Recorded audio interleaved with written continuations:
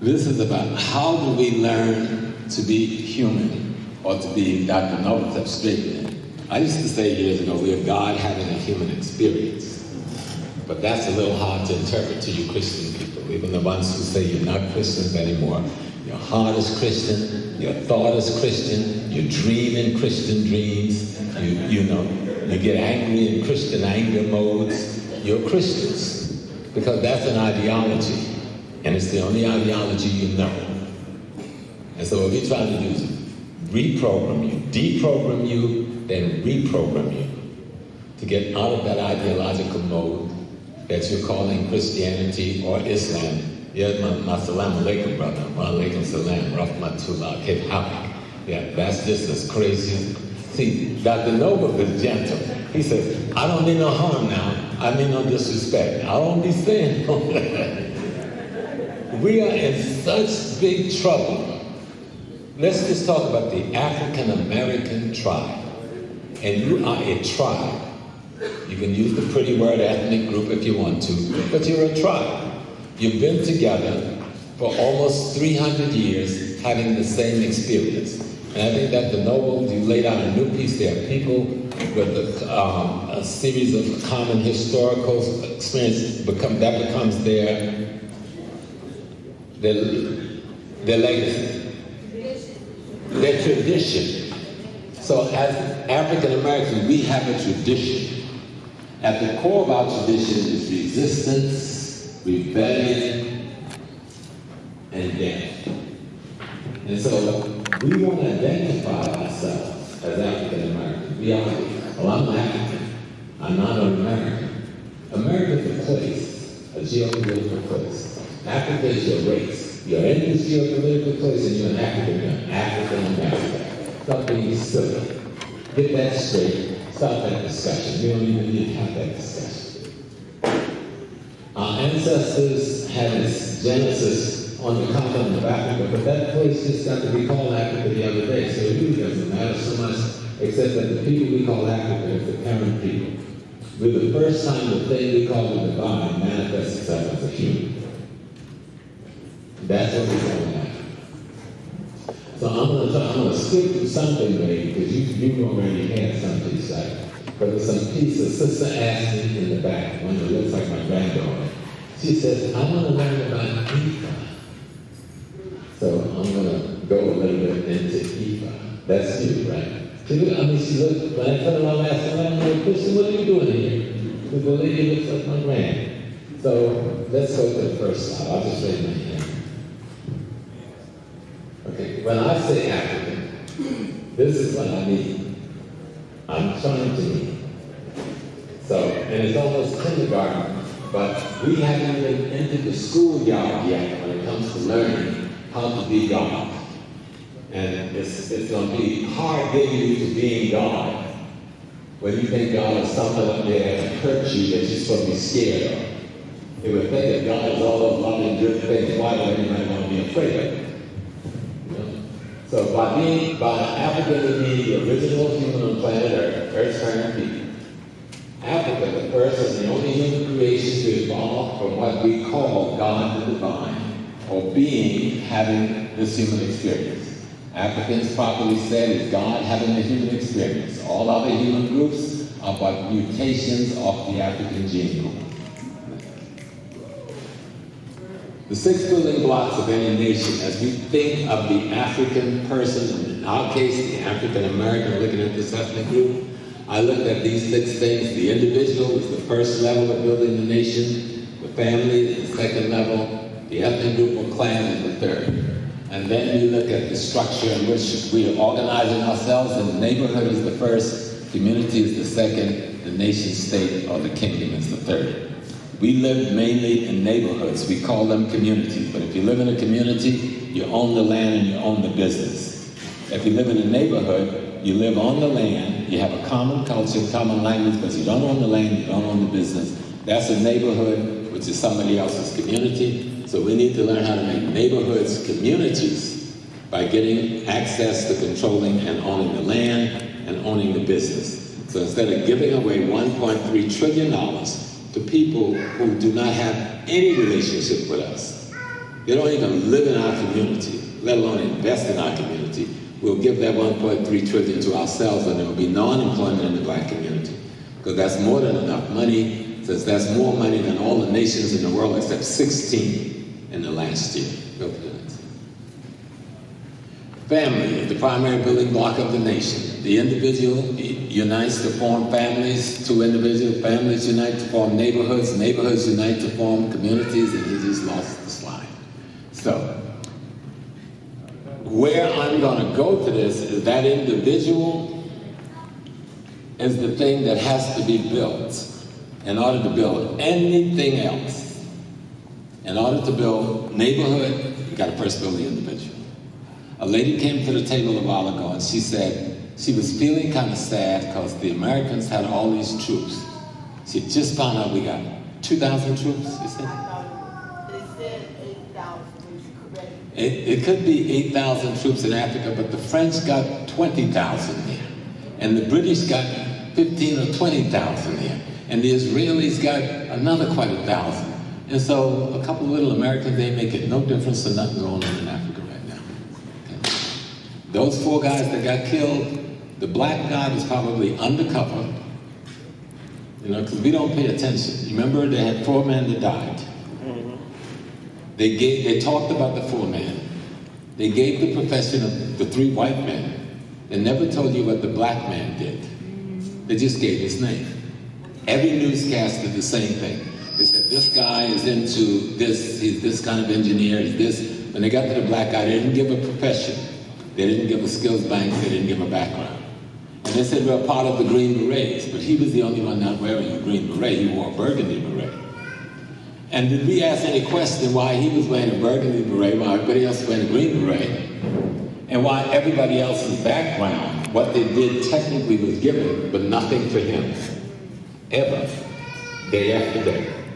Because if you're wearing the burgundy beret, you're working with the intelligence unit. So he was a CIA agent, probably working undercover, got busted, called in an extraction team because he got discovered. That's the best in there. I served in the military like some of you. That's about as likely a scenario as could have happened there. We know the State Department teaches all African languages to their people. It wouldn't have taken them 6 months to learn how to speak that language. He looked like anybody in that community in that year, and it's likely that he was undercover, and he got discovered, and he got killed, and they came to extract him, and they came too late, or they ran into something they weren't expecting. But the only reason those people are in there, that so-called ISIS, because Mr. Obama, you know, your sweet president who y'all don't want nobody to talk about, the one who did nothing for black folks except look brown. But anyway, leave that alone. Some of y'all love him. He put 13 to 14 drone bases in Africa. Those drones are shooting missiles into Yemen, Syria, Iraq, and Afghanistan. So if you're killing somebody else's wife, and daughter, and children, wouldn't those people come looking for you? Looking for the place you're launching those missiles from? But they're not going to tell you the story, but you're smart enough to know what's going on.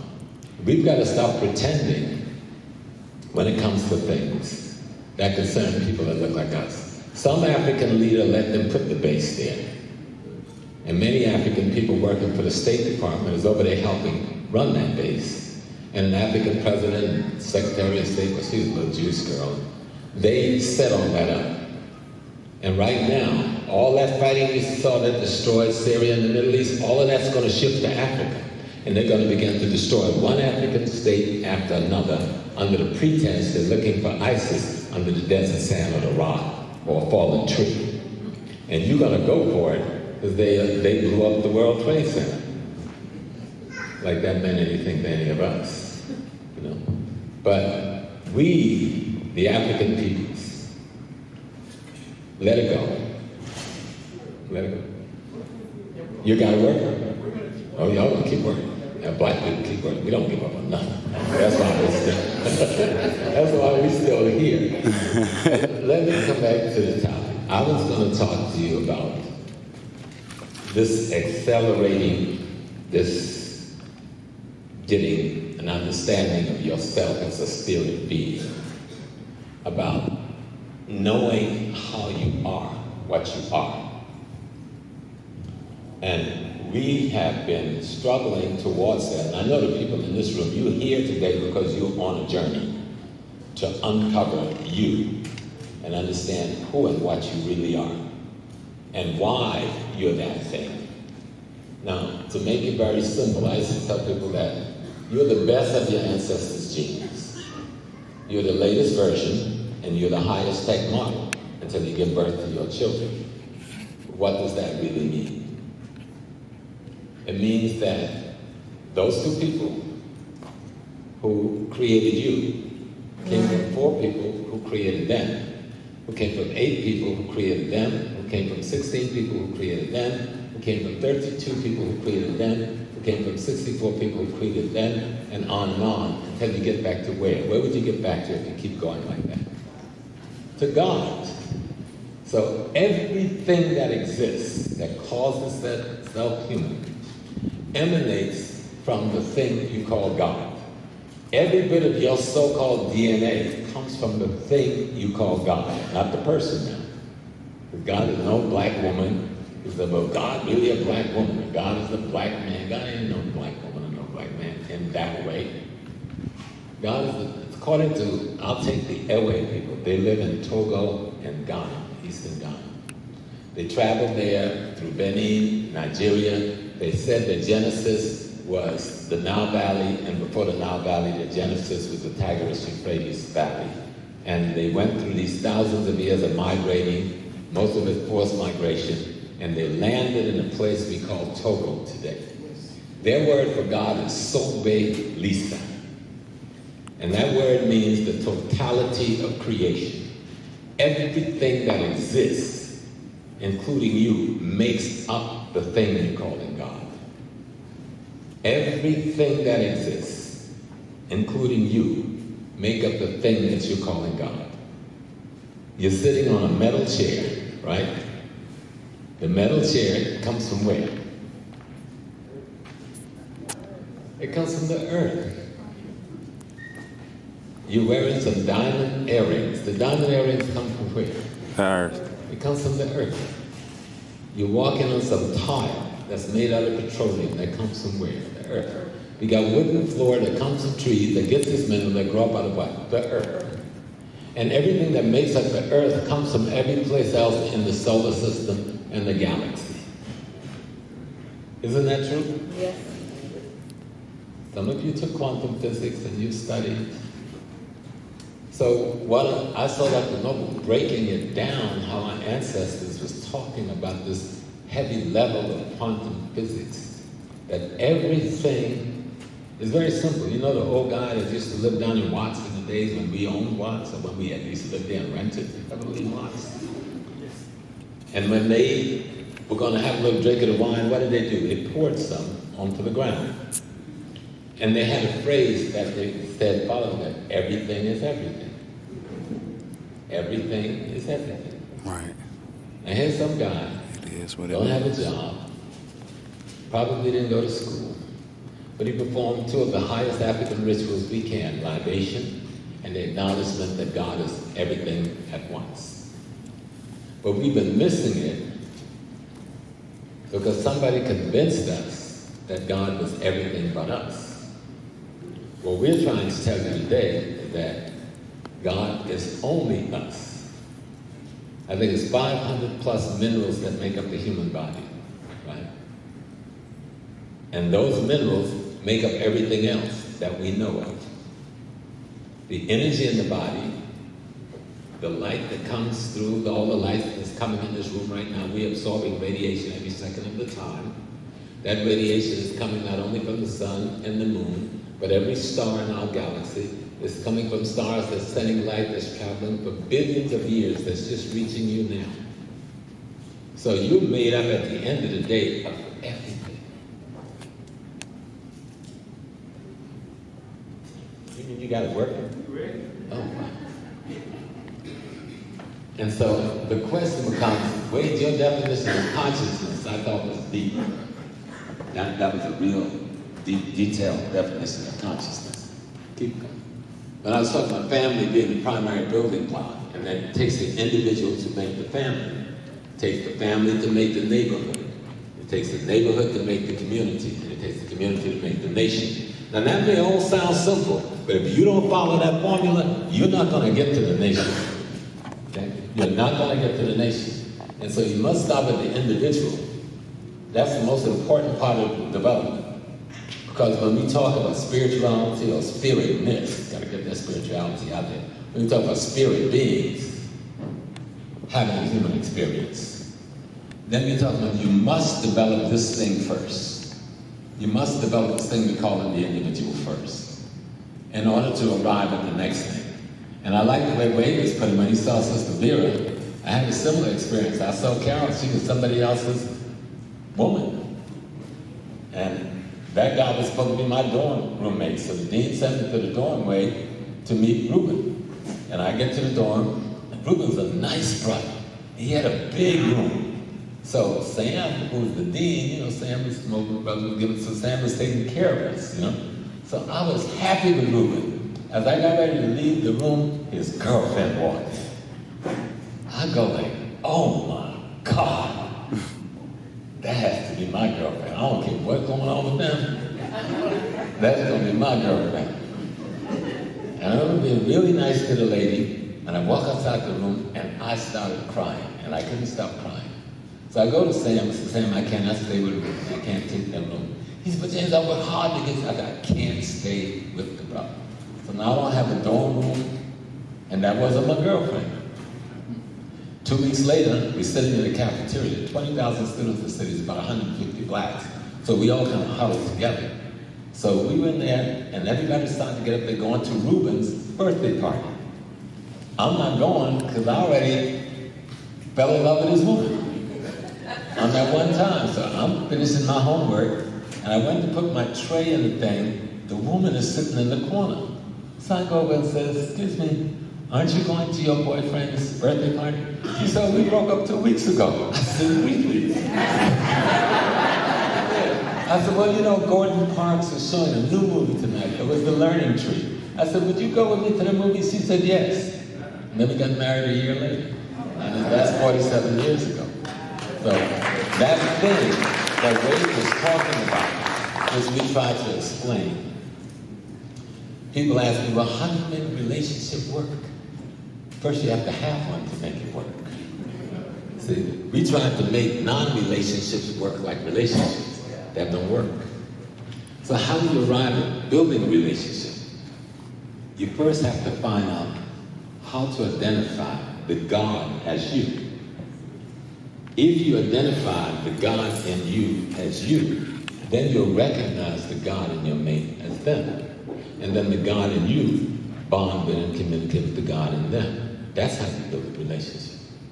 But since we don't see God as being in us and as us, that's not how we proceed to start relationships. We start relationships on You So Fine. Y'all know You So Fine? Both sides, you male use the You So Fine, sisters use the You So Fine. And You So Fine is important because it's the art and the science of attraction. Something must get your attention about the person. But since we are not taught that the thing that attracted you is divinity, we think the thing that's attracted you is the aesthetic beauty or the aesthetic style. Clothing or dress. And then we get attracted to that and attached to that. And then carry in some degree, we get involved, we get committed to that. And then when we get in real technical relationship, we wonder why nothing is working. Because there's nothing there to work with. I know that's harsh. Some of y'all go like, you're right, brother. We don't be admitting it, but you're right. I've been there. I had 2 kids before I got married because I had those You So Fine relationships. And I had to stop, back up. I even went celibate for 3 years to get away from the You So Fine. I said, if you gotta have sex, and that didn't work, something wrong with that. So I backed up for 3 years when I met Carol. I'd actually decided I would never get married to anybody except for movement. And about a week later, I went to Reuben's room. And that all turned around. But the key thing I'm trying to mention is that you've got to learn how to find the divine in yourself. My path is, you need to learn the legacy of your most immediate family. Then you need to learn the history of your local people. Then you need to learn and expand the history of your people. For instance, I'm from South Carolina. I'm from the small family, and I'm from the Austin and the small slave side. So I need to know all the Austins I can. And I can go back in the Austin family to Pajo, who came from East Africa. Then I can go to the small family, but I don't know when they got here, because great-grandpa Andrew is in 1790s. So I don't know when he landed, but I can go back to the 1790s on Papa's side. And then I can go back to Pajo on Mama's side. Then I want to learn about the peoples we live among and marry into. Because Pajo married a lady named Miss Hope. And Grandpa Peter married a lady named Miss Martha. Grandpa Peter's my great-grandfather, my mother's father's son. And both of those ladies were Chicora Nation Africans. Now, the Chicora are the people who we call Native American, but these are the black folks who was here when those of us who came on the boat came and merged with the blacks who was already here. And so I studied and learned about the Chicora Nation and the Yamasee Nation, on which the Chicora is. So Chicora is a sub-nation group. And then I learned about Grandpa Joe, who's a Tutsi man. So that means I had to go to Rwanda and go to Uganda and realize that I got blood from here. Even if I don't know where to find them, I know when I come here, I feel them. You know. Then I'm going to learn the history of those people in South Carolina, like Dr. Nobles. My roots are also in South Carolina. And there's this whole group of people, the whole culture we devised called Gullah Geechee. You know, the Gullah Geechee people really are just Africans from all over Africa. We probably make up the largest African gene pool in any geographical space in the world. What I mean by that, we got people from South Africa, Central Africa, East Africa, North Africa, West Africa, etc. And we amalgamated, especially in that space between the Southern Virginia and mid-Florida. That's the birth of the Gullah Geechee Nation. That amalgamation into a greater part of our history here, that was the largest population of Africans centered in North America. That group make us the appropriate people to refer to themselves as Africans, because we have probably the largest ethnic grouping of any group of Africans on or off the continent of Africa. Y'all get that? So you need to do that study, just kind of understand that. Good book to study, the Ron Bennett Shaping of Black America and Before the Mayflower. Gets you right on point with that. There are others, but those are two good books that was well researched, well done. And then you need to look at the history of the greater continent of Africa. You know, you need to look at this young brother, Robin Walker, out of the UK, When We Ruled. And then you can get the more complex books like Chancellor Williams. We want to learn Chancellor Williams' Destruction of Black Civilization, but we don't know what a civilization is. And we don't even know what destruction means. So read Robin Walker, get a survey about general, greater history, then start looking at the peculiar thing. If you begin to redefine yourself as an African person, as an African being, then you can begin to understand how you become the thing we call the divine. How do you become God? We've got 1,000 ways of saying it. And our ancestors said it in thousands of ways. The sun is up in the sky, and it gives off billions of streams of light. The sun not only gives off beams, but each of those beams is nothing but particles. So you take the great light and it gives off all of these little tiny lights, and that's the way we are. The thing we call the divine is the great light. We are all these tiny little lights that emanate from the great lights. Yet we contain the totality of the essence of the great light. Y'all understand that? Somebody's saying that. Yes. Y'all got it? Yes. Y'all little tiny lights that came from the big light. And the big light is the light. Right? Let me see. We go in one of our ancient books, the Pyramid Text and the Book of Coming Forth by Day, that they call the Book of the Dead. There's a scenario of creation, and the god Amun says, I created myself out of myself. I caused existence to be so that existing might be. And when I realized that I existed, so when I realized that I was conscious, when I became conscious of my being conscious, He said, my aunt, my daughter, was standing beside me. So there's no masculine without a feminine. I mean, if the feminine, which is, and let me be very clear, all the books, Pyramid Test, Coffin Test, Book of the Coming Forth Today, men and women wrote them. No fingers plucked down out of the sky and didn't know, right, this will be the mills.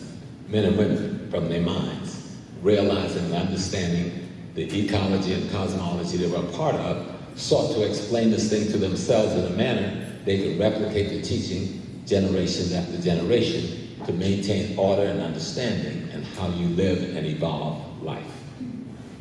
Y'all with that? Do y'all go to church? Y'all used to go to church? Yeah. Y'all left because y'all couldn't get with it, right? Y'all couldn't. But understand now that the God goes further. And Amun says, after saying, I cause existence to exist so that existing might exist. And then he talks about I coughed or I hiccup. But first, no. I coughed up Shu, which is the air and the moisture, but representing all the principles that would govern air and moisture and all of the elements of it. And then he creates a wife, a feminine part of that called Teptanut, which is the gases and all the principles that govern that. And those elements come together and they create Geb and Nut. This is from the Kemet, and this is the earth and the sky. And then those principles, those elements come together and they create the human form, the Asar and the Aset. And then this thing that calls itself God said, after I've done all of this is an ancient book. Now this book was written way back before Bible, Torah, or Quran.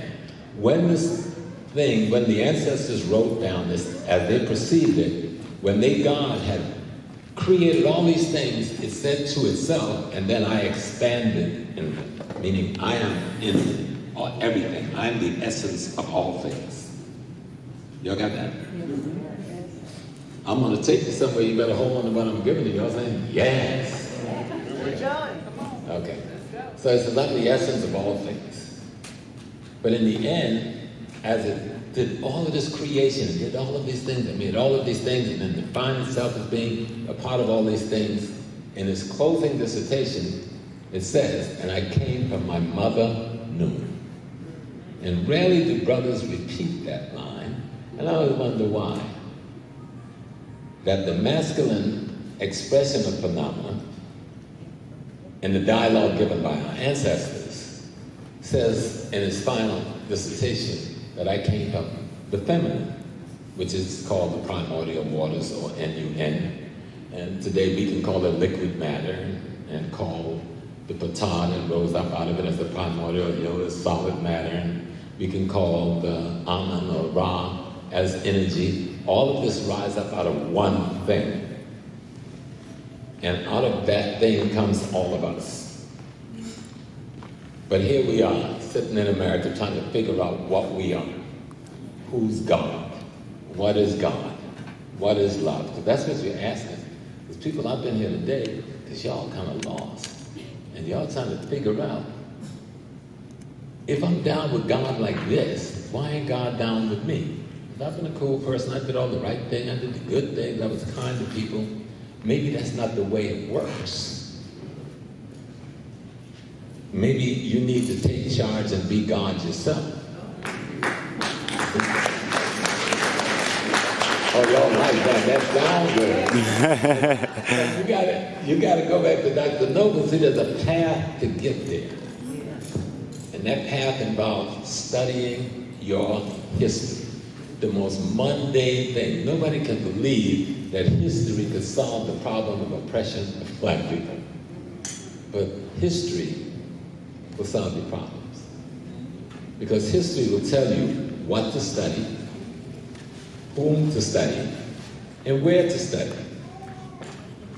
So my Salam Alaikum brother here, who remembered the day when the Prophet Muhammad was black before the white folks made him white. Right?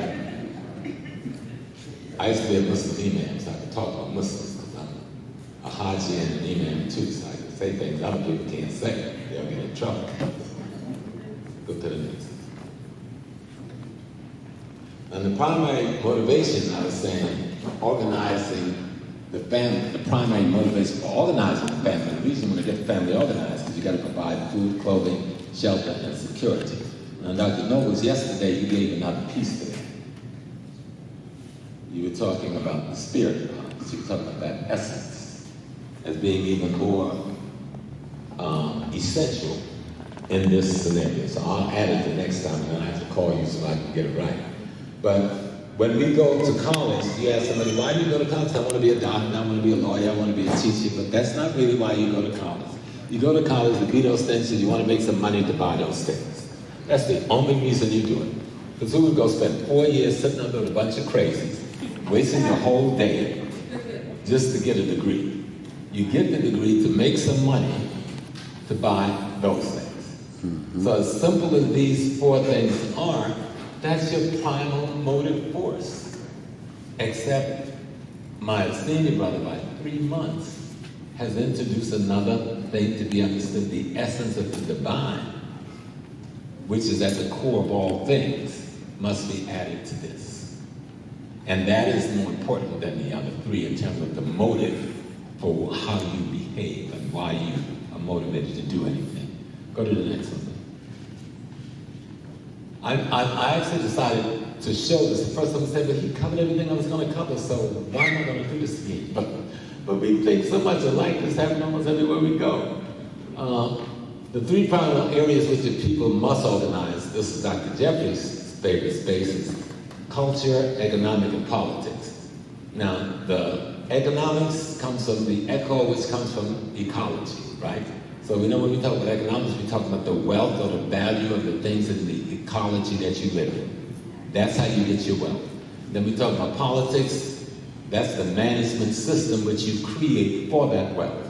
But you talk about culture, you're talking about the ethical, moral, and principle tools you use to guide the development of the human consciousness so it can appropriately manage the wealth.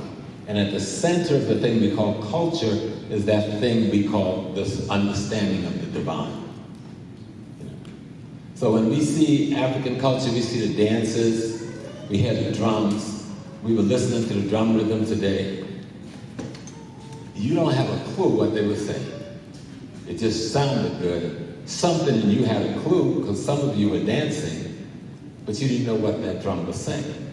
But your body, something in your body made you gel with it. You moved with it, and you were in harmony with it. But if I asked you intellectually to tell me why you were able to move with it, you couldn't tell me because you didn't know what he was playing. One day I was in Ghana, and I wanted to buy a drum from my daughter. And the guys had gone to lunch. And you know, in Africa, you may be a Muslim, but you're still a traditionalist. And so I went over to the place where the drum was, and I took the drum and I started playing. And I had a brother with me who was helping me to pick out a drum. The only rhythm I could play is the rhythm I remember from the church where I went, St. Anne's Baptist down in South Carolina. And they had a rhythm. Any day in church, you can hear that rhythm vibrate through the woods, through the trees, because they be hitting it, boom, chitcha, boom, boom, boom, chitcha, boom. And you could just hear that rhythm. I didn't have a clue that had anything to do with Africa, right? I started playing that rhythm on the drum. These guys came rushing back with bricks and sticks in their hands. And the guy with me yelled at them in their language something. And first, they all stopped, and then most of them dropped the bricks, and I asked them, I'm in a total panic because I thought they thought I was stealing their product, you know, and they rolled up there. The rhythm that I took from the church that I was playing was a distress call. That woke me up big. That rhythm that they shouted every Sunday before every service in St. Anne's Baptist Church in Georgetown County, South Carolina, was an Akon distress call. So those men rushed because they thought one of them was in distress. They came with weapons in hand. And I'm like panicking, they're thinking I'm stealing the drum. And the guy explained to me what that was about. Dr. Jeffries brought a gentleman to City College when I was his student, named Dr. Nyangora Pura. He was from Ivory Coast, and he wrote a book called Drumology. It's in French, but he lectured to us in English on this book. And he said that the drums were the tape recording for African history. So I said, okay, this guy gonna be slick, going something to get us to buy some drums. So he told us that when we see certain drums are just for music and dancing and entertainment, contemporary stuff. Then there's certain drums that are the talking drums, drums that you communicate with, that actually literally speak the language. And then there's another drum that contains the history. So how does a drum contain the history? So say you're a drummer and you're a drummer. You start training at 4 years old, and there's a tree that the elders have been working on. When you're 4, you start working with that tree. You grow that tree, and as you grow, the tree grows. All right? And then there's a monkey you will make friends with in the woods. You will eventually have to kill that monkey and take that monkey's skin to cover the drum that you're going to make from that tree that you cultivated. But you and the tree have a relationship. And you and the tree and the drum and the monkey have a relationship. And when that monkey and that tree becomes a drum, and over the time you've been studying under your masters to learn these rhythms, the rhythm is the language and vibration that carries and contains the dissertation of our history. So each drummer is responsible for a certain amount of centuries of history. So you may have 500 years, you may have 1,000 years, you may have 500 years, depending on your skill as a drummer. So you can recall in those drums is thousands and thousands of years of history being recorded in rhythm that mimics the language. So when we hear the reason they blocked those drums, it wasn't just because we would dance. They understood that those drums carried the legacy of your ancestors. You know, your history is your pedigree. Take away the history, you've taken away the pedigree. And you don't know who you are anymore. So that's what the drum thing was about, part of what it was about. But some white guys, they think they're going to win a Nobel Prize or something this year. For what? Because they discovered that the human body gives off various rhythms. We know that. We do that all of our life. But now 2 white folks now are going to get a big prize because they just discovered that the human body gives off a certain vibratory rhythm. Now I discovered that like 8 years ago. I had a heart attack because I was just pushing. Get to the hospital, they put me through everything. I mean, I got the first class, what's the little president name who had the heart attack? Bill Clinton treatment. And they couldn't find anything wrong. So on the 4th day, after putting me in and out of all these different imaging machines, they came back and said, Mr. Small, we're going to bring the electricians in. So I go like, white folks got joke, right? They're going to bring the electricians. So I said, okay, bring the electricians. And then pretty soon, here come 3 young white guys to my bed, being friendly to me, started examining me and told me they were the electricians. I said, y'all are serious? He said, yeah, we're the electricians. And I said, well, what does that got to do with me? He said, we're here to check the electrical signals from your brain that goes to the rest of the organs in your body, and the signals coming from certain cluster of cells in your body to those organs and back to the brain. So for 3 days, they put me through all of these tests. And then they come to my bed one morning and they says to me, Mrs. Small, we got good news for you and we got bad news for you. I was like, give me the bad news first. He said, the bad news is we can't find anything wrong with you. So I said, then what the heck is the good news? The good news is we can't find anything wrong with you. I told him, give me my clothes, give me my shoes, and I went home. But that they understand you and you don't understand you. When they were playing that drum, that man playing the drum took rhythm from his body, vibrations from his body, and via some stick on some skin, transferred his rhythm to that drum. But since his rhythm have a common relationship to such rhythms in you, those who really picked up, felt that rhythm, got out here and started dancing. Because the rhythm in him tapped into the rhythm in you. Y'all get it? Yes, yes. That's what Dr. Jumbo was talking about when he was talking about that God in you tapping into the God into the next person. But you have to understand that that's real. You got to like act on it as fact.